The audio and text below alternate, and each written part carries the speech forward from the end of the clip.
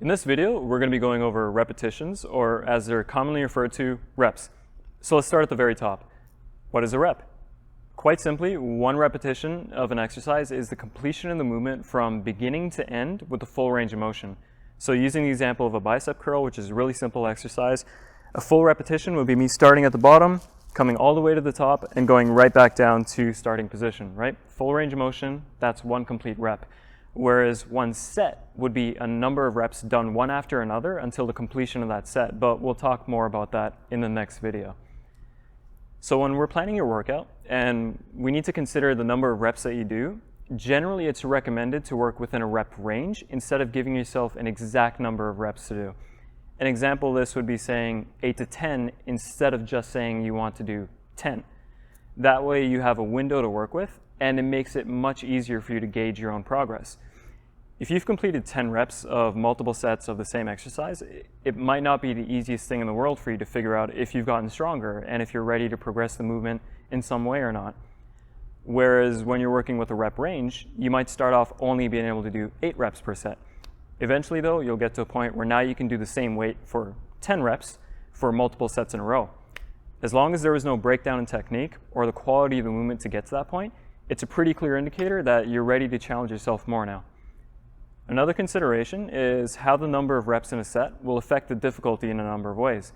For example, if you're doing a set that has a fewer number of reps, you might be doing less work relatively speaking, so we need to make up the intensity somehow, and we can do that with the amount of weight that we're using. Because you're doing less reps, you need to increase the weight you're using, or load, to make the set more difficult. This way you're still doing a high amount of work with a fewer number of reps. The opposite is also true though. If you're doing a set that has a higher number of reps or increased volume, then you obviously won't be able to lift nearly as heavy as the previous example. To keep the quality of work high, you would need to drop the weight to be able to complete the set. Now, this is going to be an oversimplified blanket statement, but for our purposes here today, it should set you up to hit the ground running and make informed decisions the next time you train. The number of reps you do coupled with the load you use will directly influence what kind of adaptations you're forcing on your body with any given exercise.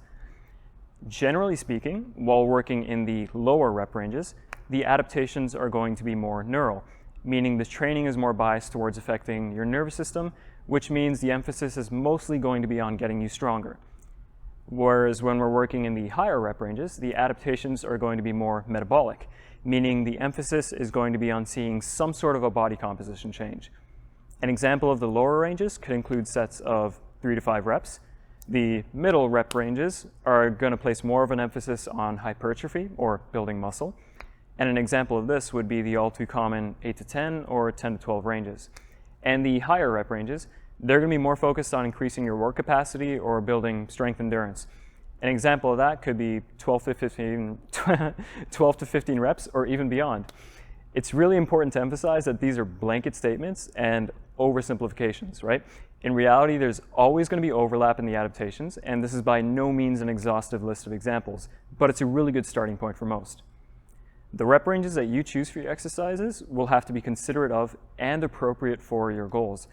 Now, this doesn't mean if your goal is to get leaner and lose some body fat that you only stay at the metabolic end of the spectrum, but it should help you get started on the right foot. In reality, an intelligently designed training program, it'll be periodized and have you alternate up and down the spectrum to take full advantage in all the overlapping benefits and make the most of each on your way to your goal. Moving on, the single most important lesson that I pass on to all of my clients about reps is do not count the number of reps, but make each and every rep count. What we don't want to happen is, let's say you're doing a set of 8 to 10 reps for squats and you're only focused on finishing the set. At that point, you're just doing the movement for the sake of doing it. You're quite literally just going through the motions, which it's not really ideal from a quality standpoint because not all reps are created equal. It's important to remember that you're doing this for a reason. You're doing this exercise because you're trying to work towards some kind of a result. To make sure that happens, each and every rep needs to be done with intention and with purpose. A very simple way to make this easier for yourself is just reframe the way you're thinking about your sets. So let's go back to the previous example. Instead of thinking, okay, I have to do one set of 8 to 10, try shifting your mindset to approach it from the viewpoint of, I have to do 8 to 10 sets of 1. It's an incredibly subtle change, but I found it completely changes the execution of the exercise and the quality of the movement. It just shoots through the roof at that point.